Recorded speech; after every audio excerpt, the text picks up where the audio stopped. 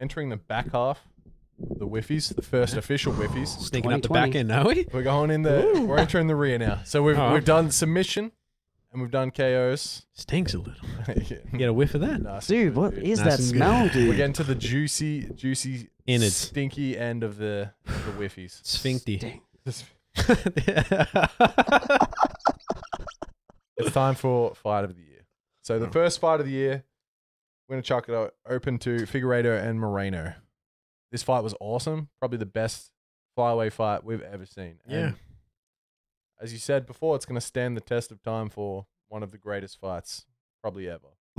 You know what's crazy? It doesn't make fight of the year, yet it's the best flyweight fight of all time. Probably next, as I said, Dodson and DJ the second time. I would say that was probably the for me. Or even like Benavidez and DJ the first time. There's some good flyweight fights. This one just stands out as just an all-out fucking war. I have a couple gripes with it why it doesn't make fight of the year, and that's The fifth round. the fifth round. Yeah, 100% is the biggest thing. I think that they didn't stamp it with throwing bombs. Like I think if they threw some bombs in the fifth round, that would have been it. But the fifth round was relatively chill, and they were just completely exhausted and obviously beat up. Like they both went to the hospital after the fight. So that and like I think you also got the point deduction. yeah, Most that people also I was thought gonna that say. Figueiredo won the fight. Yeah, had regardless not. of the point But deduction. also he did poke him in the eye and he did kick him in the nuts pretty fucking hard, man. Pretty He bad. rattled those Yeah. Mexican meatballs pretty bad in that cup, son.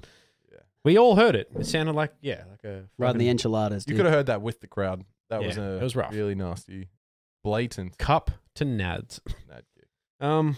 Still a fucking phenomenal fight. That's one of those ones where there was already a fight lined up afterwards with the Cody Garbrandt thing. That's not happening, right? Everyone knows that Moreno versus Figueiredo 2 is the only fight to make in that division. Oh my god. Nothing else matters. Was a That phenomenal is probably fight. one of, if not my top 5 most anticipated fights for next year. I cannot wait to see that Yeah. again. I would much... we'll mention it in a bit. We'll mention it in a bit. But there's another fight that was also a contender on this fight of the year, and I think that a lot of people wanted to see that run back. I would much prefer to see this. That fight was the embodiment of, unstoppable force meets immovable object, if you ask me. Yeah. That was just, Or just a really tough Mexican versus both an just the God of immovable... War, dude. yeah, pretty much. Yeah. Yeah, just Moreno just would not go away. Wouldn't We he? thought he. I mean, most people thought that Figueiredo was going to win. Figueiredo has mopped the floor with everybody. He's knocked almost everyone out or submitted them or done significant damage. And he did all of those things to Moreno and he just didn't fucking budge. Didn't even wobble him, dude. That's why it lasted those rounds. It's so... I mean, we did a review of this. Check it out. A couple with episode 5.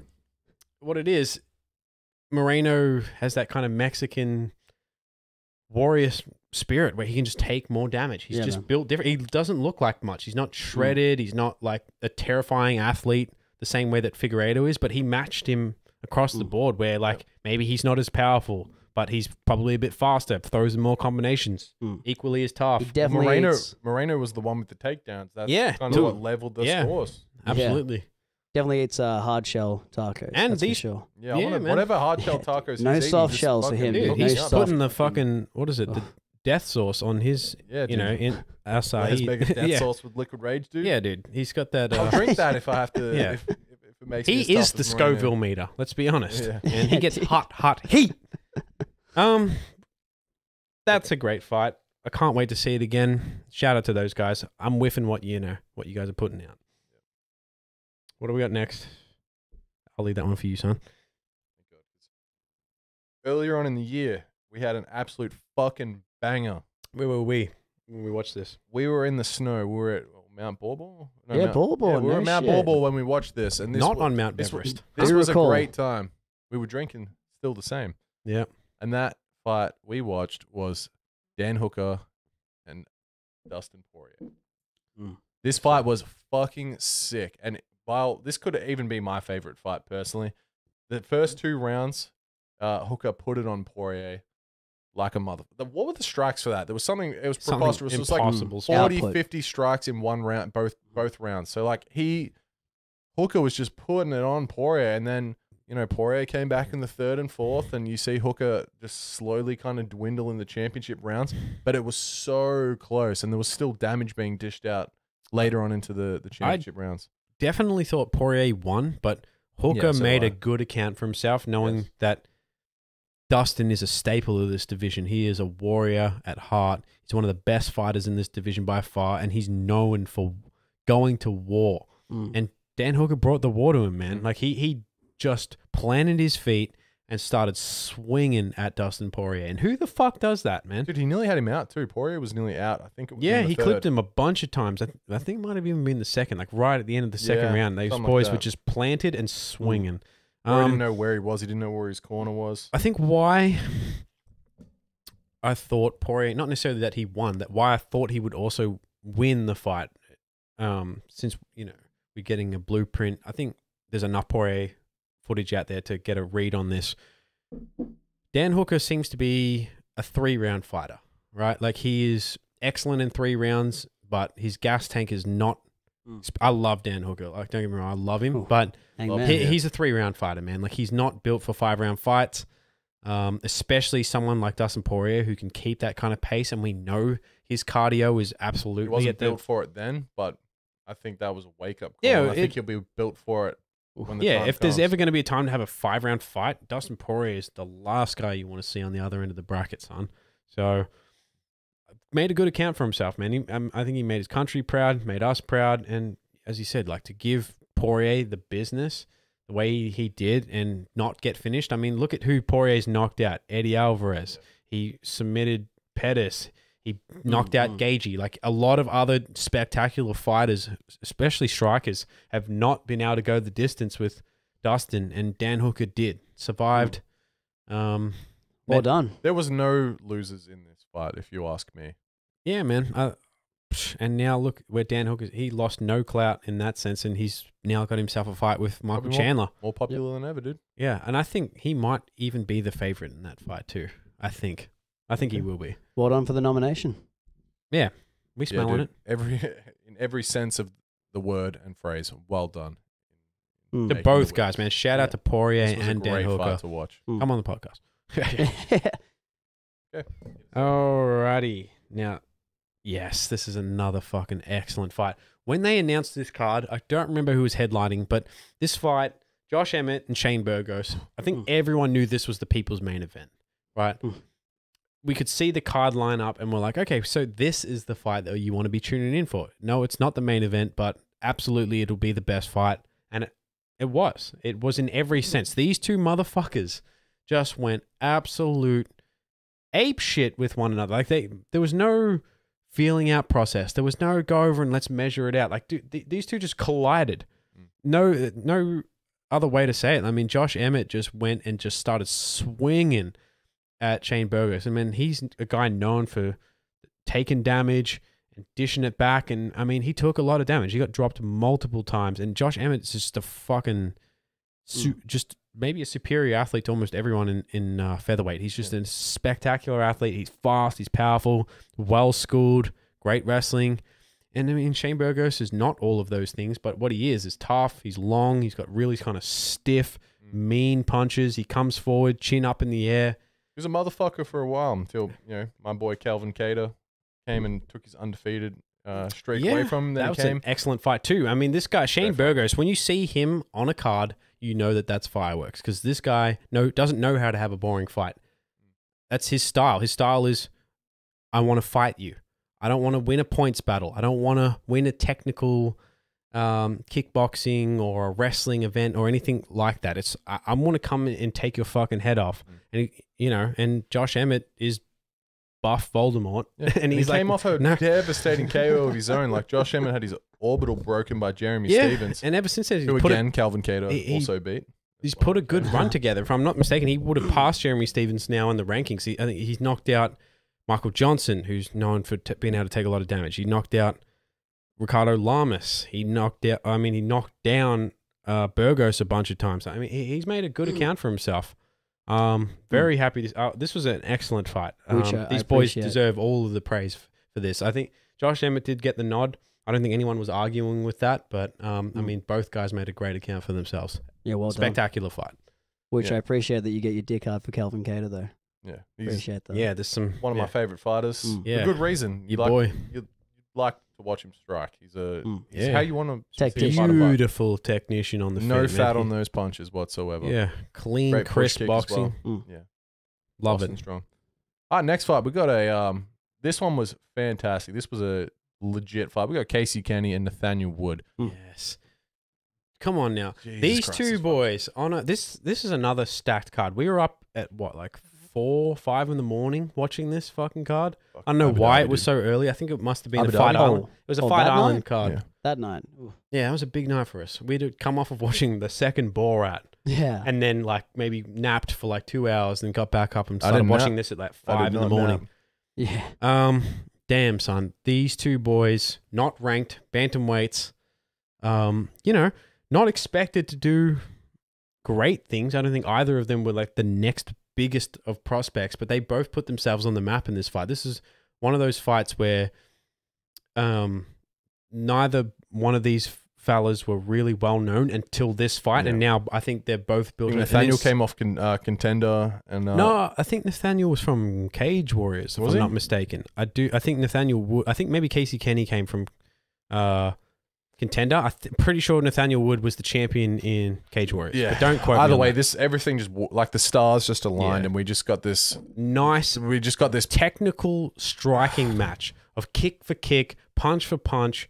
You know, Casey Kenny kind of being like the bully, wanting to sort of come forward, swing with his hands and combinations, and Nathaniel Wood really trying to mix in the body kicks. He probably won in terms of strikes landed. I mean, he probably outstruck Casey Kenny, but I think Casey Kenny was kind of like the gagey, I guess, in that sense, where he was just sort of pushing forward, no selling all of the strikes that he was absorbing, and just kind of winging big, assertive strikes and really kind of pushing that pace on Wood. And man, these two made a great account for themselves. That's how you win fans, man. Like, it's not always about chasing names, beating up, you know, former legends of the sport. Sometimes you fight contenders and you put on these spectacular performances and you announce yourself to the world. Like, hey, man, like, we're on the prelims of a card that is headlined by, pretty sure it was Khabib and Gaethje, if I'm not mistaken. I believe it was that card. That was the one that we stayed up for, yeah. Yeah, and these two motherfuckers, man, just go ham on this prelims. Like, we're not walking Sometimes out of this fucking ring with 50 grand. Sometimes Like, they're the best without fights too. 50 The grand, ones that you excuse me. don't expect to be Yeah. awesome, and they just turn out to be. They just turn out to be amazing, and this was all that was. Match Casey Kenny up with anyone at 135. You've got yourself a banger, and I think He is. He's he's fighting got- Dominic he's Cruz, got right? Dominic Cruz, and he's fucking probably going to win that. And that smile, though. That's a hard fight for Dominic Cruz. And as I said, Nathaniel Wood. I mean, give him anyone, right? Give Nathaniel Wood Sugar Sean, for fuck's sake. That's a clean, crispy fight. I'd watch the shit I'll out of put my that. pants on for that. Yeah, man. And undies, right? Change my undies 3 times a day Yeah, for we'll that one. Doing the Oh, old Schwid. Schwid. Yeah. Shout out to our boy Schwid there. Insane fight. 2 guys who aren't even ranked. You know what I mean? Like, just absolutely putting on a showcase for this division, saying like, you know, not even top 15 in the world, and we can still put on such a fucking spectacular fight of the night like that. Oh, shout out to them. Well done. Nice work. Whiffies. Last one. Last nomination. We got John Jones and Dominic Reyes, Yeah. which was Unexpected, but I think a lot of, I don't know. One of the things about this fight was that I was not really giving Reyes a chance personally. I thought that he was just a lot of overestimating people like himself. the same. And he made an excellent account for himself. And it should have probably been a little bit more, you know, I think people probably should have been more aware of this result, seeing how well Reyes had performed in the past. He just knocked out a former champion in Chris Weidman, moving And up. there was also the narrative that John Jones is slowing down as well. It could have and been a passing of the kinda torch looked like a moment. bunch of those things. It looked like Jones was just not motivated to fight someone like Reyes. And same thing, Thiago Santos before that, and that was also a close fight. And then Dominic Reyes being like, hey, man, like, you are just a human being, right? And I'm going to fucking put your name to And the he did. test. But again, the championship did. rounds, John Jones comes in and kind of steals steals the win away. I mean, if you look at a highlight reel, the highlights are Reyes, man. Yeah, I don't all even Reyes. like the guy, man. What is he? He's Hispanic. He's Hispanic. Apparently That's all we he's know. Hispanic. I heard And his that. hairline fucking does my head in. Get rid of it. You're looking like the Count. Oh, dude. Yeah. Holding on to something there. He's Hispanic. He's an idiot. Yeah. And he gave John Jones essentially his closest fight ever, where most people would look at the highlight reel. In the first 3 rounds, he absolutely butted John Jones's fucking filthy bread. Yeah, Yeah. no Vegemite. No Dirty veg. little bread. No Vegemite. And then John Jones, being the champion that he is and being as fucking tough as he is, rallied back and started to put it on him on rounds 4 and 5. Most people would say Reyes 1 and 2, Jones 4 and 5. Round 3 is up in the air. I think Reyes 90% of people would give Reyes round 3, but no. A lot of people say how you close a fight, though. That's to give the consensus best fighter in the world, the closest fight he's ever had in his career is You're getting a nomination. Yeah, it's a special fight, man. 100%. And as I said, I don't like giving Reyes prop. I don't really like the guy, to be honest. Yeah. He's not made me interested in him personally, like outside of the cage, other than his performances in the cage. You know what I mean? He's one of those guys, like, I will always watch for his fighting prowess. You got to respect him But professionally. you have to respect, obviously. And John Jones is the same. I do not like him as a person outside of the cage, but inside there, you have to watch. He is a must-watch fighter. Because you want to see him lose. Last nominee done. And winner. Not the nominee, but the winner for the fight of the year. By far. Easily, Hands down. without a doubt, Yeah. is Weili Zhang and Joanna in Jacek. That fight was fireworks. It was the best. It was By so far close, the and it best was female fight ever. oh my god, By this far. fight was the best. I was on my feet from the first second of this fight to the lot, like 25 minutes later, or whatever it is, 20, 30 minutes later with the breaks included. I did not sit down for this fight. I was on my feet. I could not believe that these two went as hard as they did. Like, Joanna left this fight looking like a fucking alien, and poor Weili, looked like a balloon animal, man. Like, man. these two put it all on the line. And the funny thing too is that Joanna was a big underdog in this. Like, no one gave her much of a chance. They said, like, Weili's the new gen. She smoked everyone in her path so far. And Joanna's probably over the hill, and she's just too cocky. And fuck me, dude. I thought Joanna won this fight. I scored it for her. I'm not mad that Weili got the nod, but truly, that's another rematch. I thought Weili won. I thought Joanna made a good case towards the end, but I think Weili was, she stamped it early. This fight, there's not a second where there's not action in this fight. And I mean that in all totality, 25 minutes, every single second of this fight is one or the other punching them in the face. Yeah. That's it. For 25 minutes, the output in this fight, the fucking fight IQ, the Phenomenal. each individual time that they would go back out there, they would sort of change up what their approach, and it would still just end up as a slugfest, but a technical slugfest. Like, these two are the elite of the elite striking, and they can both grapple their asses off too. And it just didn't even go to the ground. From my memory, I don't even think it even went to the ground. It was just these two just fucking banging it out, son. Striking clean. I watched this fight on my break at work, right? And I was having, I was watching it. I could have either watched it in the bar that was full of people and it was super loud, or I could go get something to eat just across the walkway, right? I could hear nothing but screams and fucking shouts and everything from the bar. If I had have gone into the bar to watch it, I wouldn't have heard the fight. I would have heard anything. It was so loud, and for good reason. Like, it was nuts. It was hard to stay quiet watching that fight. To be able to get that reaction from people as well, it's crazy. It was amazing. To get, as I said, like, maybe it's not the best fight ever, but for the female weight classes and divisions, to assert yourself, both of them, as the best fight ever in all female combat sports history. There's no fight that has been so closely contested, so back and forth, where these two are, from fucking bell to whistle, are trying to kill one another. And you've done a service to all female fighters in the UFC by pushing that forward and legitimizing what they do. I mean, they won Fight of the Year. Yeah. Over them, in our eyes, they won Fight of the Year. And in a lot of people's eyes, won Fight of the Year over all of the over everything that we MMA. just mentioned. Out of some of the best Poirier and fights Hooker. we've seen. It's better than Poirier and Hooker. Yeah, this fight was, and this was one of the first like major fights of the year too. And this was the co-main to the stink of the year as well. Was it actually? Yes. And you'll hear about the stink of the year in a second. Yeah. We'll come back to the stink of the year, but this was the co-main to that. What a way to kind of ruin what could have been a great fight as well by basically being the best female fight of all time. Yeah. Yeah, right. Congratulations. That's all I can say is congratulations to both women in this fight. Joanna did not lose anything by taking the L here. I thought she won. I can see it for Weili, but that's another fight that needs to be run back in the future. And maybe they might not ever live up to that again, but still, that fight will live forever. It'll live forever. 100%. Congratulations, man. Congratulations on your whiff. Both of these two. Ladies, come on the podcast. Yourself a fucking whiffy. Yeah. We'll see you on you. Absolutely.